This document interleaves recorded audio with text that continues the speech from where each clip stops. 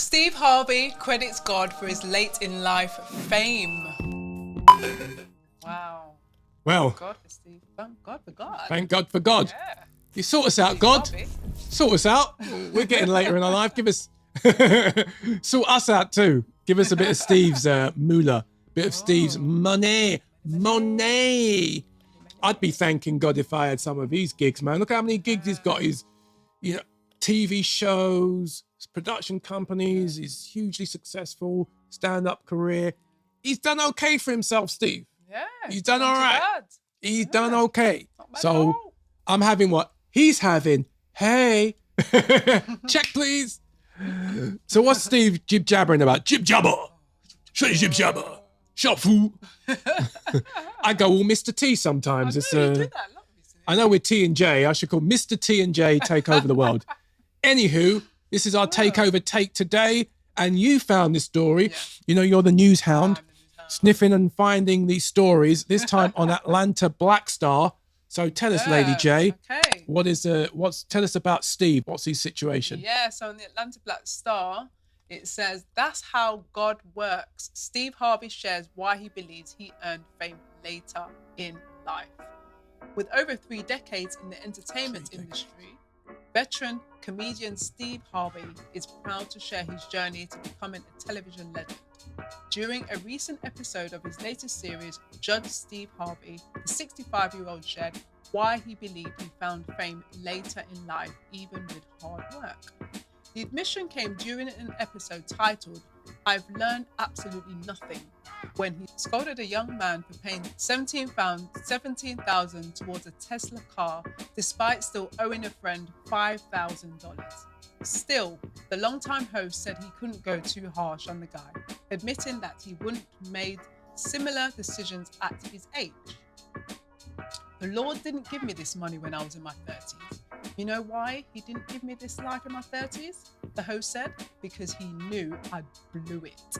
He continued, because I'd take advantage of this fame and this money in a different kind of way.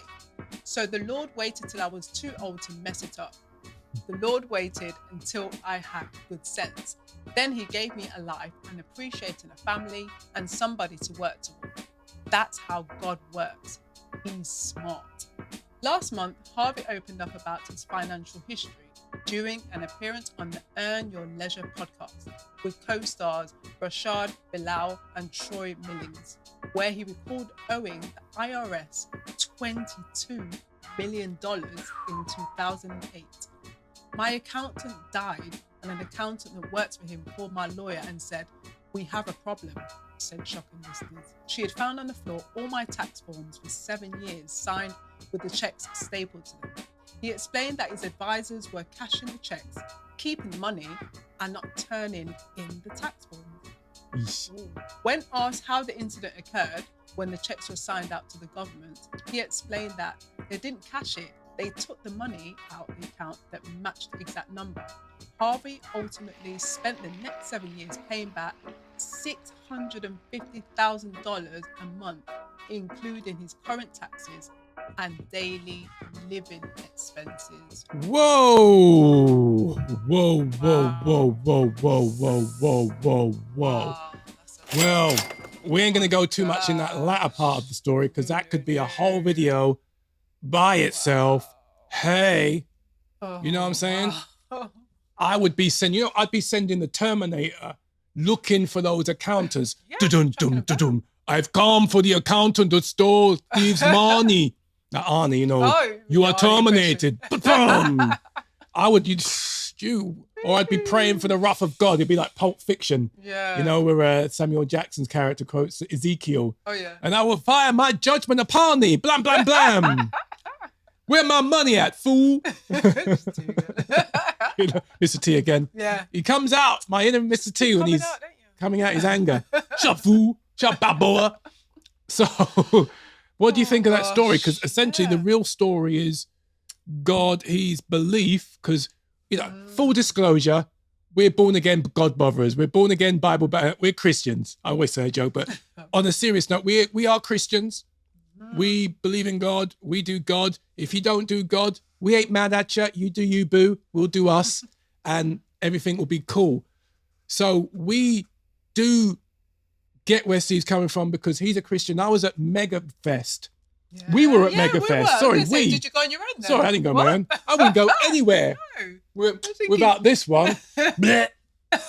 He's so romantical. He's so sick. Now I'm saying people think I'm sick. No. He's a simp. He kissed his wife. Hey man, we're married co-hosts. We're allowed to be smoochy moochy. But anyway, we were in Atlanta in 2005 at the MegaFest conference. TD Jakes, remember? Yeah, Huge conference, thousands of people. 17 years ago. Huh? Thousands of people in an auditorium, Georgia Megadome. And Steve Harvey had a comedy show there. It was his first clean. He was struggling. He was struggling not to swear, wasn't he? Gosh. He was struggling not to swear because he'd only just recently become a Christian at the time. And he was very conscious of dropping F-bombs because he was used to sort of doing that in his comedy, but he was on good behavior. And it was just quite wild. It was a very funny night, very funny show. But he's had some interesting views about God. His theology's been a bit different recently. We won't go there. But essentially, he's saying that he had a wild life and he did some crazy stuff. And having that amount of wealth, because even we think for ourselves, we are in our whatever age we are. I'm okay, Mike, but never reveal a lady's age. And I'll get a black eye like Mike Tyson's victim if I mention my wife's age on camera. I'm completely fine my age. You know, we're young, but we're not kids, put it that way. And we would have made epic mistakes if we would come into money like Steve did. I mean, we ain't anywhere near a percentage of the checks that Steve's accountants. Maybe we should have been Steve Harvey's accountants. Because man, that's some serious moolah. I've always worried about that with accountants, you know. Yeah. Like literally, they could just run away with your money, like what the story said. Yeah. The two teeth. Yeah. To use a Caribbean phrase. Because if you come into big money like that, you're gonna need an accountant. The more money you have, there's no way you can manage that yourself. But the thing is, I've always wondered, I'd have to get someone in the family. But then again, I don't know. Family's an accountant. Imagine they could even run away with your money as well. Family can be thieves too. Jealous underneath all jealous and just putting it, skimming the top and put it in. So I think recommendations. So I think, but in terms of how God works, I do think that let's just take it there is a God. We believe in God, so does Steve. So let's just take it from that, because otherwise we'll get into the religious debate. Just take God as a given. It makes perfect sense that God would bless you in a stage of your life when you can handle the responsibility, because we believe, and I believe that the Christian faith teaches that money is a stewardship. It is. Nothing wrong with being rich. When they say, money is the root of all evil. No, it's not. The actual scripture says love of money is the root of all evil, not money itself, meaning that you will step on someone to make a buck. Especially in the entertainment industry, you hear that all the time, that people will sell their own mother for a percentage, for wealth. So it's the love of money which can make you do terrible things, because if you love money and wealth over people, terrible things happen, right? So it's the love of money that's evil. So I believe there's nothing wrong with being wealthy. It's a blessing, but money can, in the wrong hands, you can do absolutely crazy things with money. I remember especially when you're younger as well. He said he's happy that it happened to him when he was older. Yeah. Because when you're older, I can't say, sometimes it depends who the person is. You've got old fools. You've got old fools, but you also got young people in their 20s that could be great with money. And then others that are wild and just splash it. Do you know what I mean? But I think for him, he thanked God that. It's good that he actually thanked God for that. Because... Thank God for that. Yeah, thank God for that. Thanks, God. He came into money at the right time. He's able to use his wisdom, knowing where to spend it, where not to spend it, using the right accountant maybe as well. Do you know what I'm saying? So I think it was a good thing. It's a positive story, that one. Good thing that God gave him most of the money later in life. Unfortunate thing that he made the wrong decision in accountant, because he had to pay for many years for that costly mistake. That's a lot of money. Do you think that you would have been wise in your 20s and 30s if you came into millions. 'Cause I remember there was a guy in the UK who won the lottery, I think 10 million, and he spent it on drugs, booze, prostitutes, and gambling, and he lost all of it. Yeah, because someone like that, on income support. Someone like that who's winning the lottery, most people who win the lottery are not going to know how to spend their money. No. They were thinking, let me get a car, let me get a kitchen, let me get this. And before you know it, they're back to square one again. They have no idea how to steward their money. No. And that's the important thing, really. Stewardship of your money is very important because you know how to budget, you know what to save, invest in stocks maybe. You've got a bit of a different smart mindset. But people who generally win the lottery literally just want to blow it. Yeah. Well, because easy come, easy go. Yeah. And you're just excited about everything at once. It's like if you give a child ice cream, donuts, chocolate, everything, all their food that they like, sweet, sugary food on a plate, they're not going to have self-control. They're not going to say, oh, I'll have a little bit now and I'll save it throughout the day at a party going, nom, nom, nom, nom, nom. They're going to be like Cookie Monster, nom, nom, nom, nom. Give me cookie. Everything is going to be shoved in their mouth. And in this case, all the money is going to be blown on living it up, living the Viva Loca. And then you wake up after a dream and you're broke. Or your accountant's run off with all your money. So I think God does move in mysterious ways. I do think timing, I do believe that the good Lord, if he has a plan for your life, he has seasons that he's set apart to give you what you need at the time, but what you can handle. So you might be saying, well, why is God so caring about Steve Harvey's bank account? Well, maybe because the Steve Harvey today will be employing a lot of people, will be giving to charities, will be giving to the community, because wealth can generate wealth. You can either be stingy with it or you can be benevolent. And I think if somebody has had a skill to acquire wealth, because here's the thing, some people would think if there's a God, why ain't God giving the nurse or the doctor or giving the man on the street, the working man or woman who works all these hours and multiple jobs and shifts, why is he giving them millions? Well, the way I think God works is he set things up based on your ability to handle your stewardship. Because just because you're a hard worker doesn't mean you're a hard giver. Doesn't mean you're a hard blesser. Doesn't mean that you're somebody who's able to handle great wealth. And don't get me twisted, because I'm not suggesting that, well, there's a lot of other wealthy people and they are very stingy and do bad things with their money. We've acknowledged that. So I don't believe what we're not saying, and I don't think what Steve Harvey is saying is that everybody who has wealth comes from God. And we don't believe that at all. He's saying he believes that because he is a Christian. And I believe that if God has a plan for your life, it would come with wisdom. It would come with strategy. And therefore, there would be seasons in your life where I think God would be like, no, I'm not going to give him that then, because it's going to be all about me, myself, and I, all about him, all about selfishness. Yeah, because with Steve Harvey, the kind of guy he is, he's going to see his money as maybe given to some charity, investing in stocks. Yeah. You start to, when you come in, especially when someone who's older like him, he's going to have a different mindset with money. Different mentality. I've got all this money. Okay, what do I do? Invest it in my children for their education, maybe, put in stocks and shares. Maybe, go on holidays. They can fly around how they want to. But it's like there's a lot of investing. When you have wealth like that, you invest a lot. Yeah. You give, because you know you're going to get more anyway. It's not this, but, let me just get this new kitchen. Let me just get this new, everything just me. New car. How many cars do you need in your garage?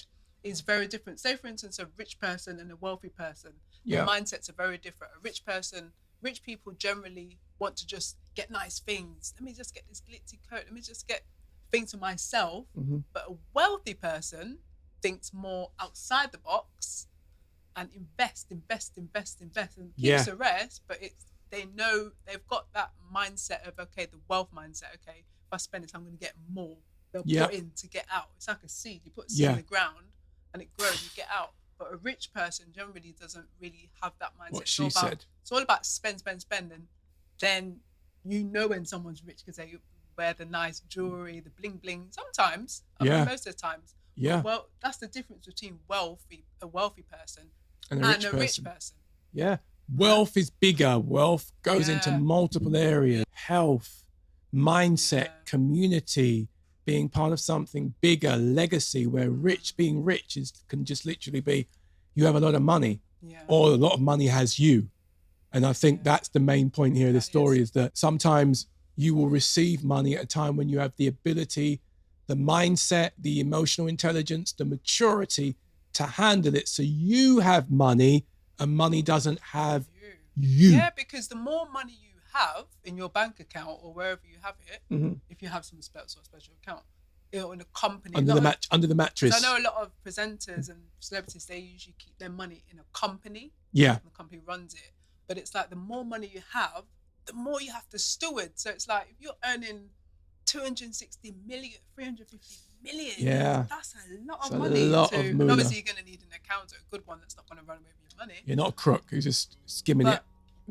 You have to know what you're doing. You have to use strategies to know where the money's going. And you have to know, if you've got an accountant, obviously, you're going to need to know what they're doing with that money. Yeah. You need to see receipts. Totally. You know what I mean? Bring me the receipts. Yeah.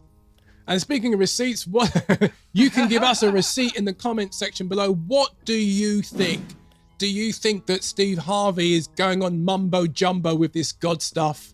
And he's like, no, it's not God. It's just that you happen to be earning the money and now it's coming your way because of all the compound interest of both your career and being in the right choices, the right position for it to finally come together and make you the wealthy man that you are? Or you're like, yeah, I agree, Steve. I'm just waiting for God to bless me while I get my act together, because if I had the money now, it would just slip out of my pocket like a leaky tap and I'd have nothing to show for it and nothing to give. So maybe you're agreeing, thinking that, yeah, God does wait for you to be able to steward the money wisely before the hurricane of finance flows into your life. Or maybe you're kind of like, you know what, whatever, whether it's God or whether it's just hard work, there is something in the right timing of money coming, because there is a science to it in terms of right choices, right decisions, good practice, good disciplines, and then being able to handle it. Have you had an issue where you've had money and it just slipped through your fingers? We've had money and we've made lots of mistakes. We've been together over 20 years, married 18, and we've made epic mistakes with money. So too many to mention and too many to not feel a bit embarrassed by. So if that's you, let us know in the comments section. We ain't going to judge you. I think if we can learn something from Steve or from each other about being a bit more sensible with money, then we'll all be richer. See what I did there? Yeah. See what I laid it out nicely, like a icing on a cake there. But anyway, we hope you have a great rest of the day wherever you are. Enjoy your money. Thank you for watching. Feel free to check out more videos down below, and we'll see you next time. Take care. Bye. Hey, thank you so much for watching. If you really enjoyed this video, please subscribe below, where also we have more videos on entertainment, opinion, and chat. You're really going to enjoy it. Also, if you really enjoy it that much, we have a weekly podcast on all platforms. Thank you so much for watching. Bye.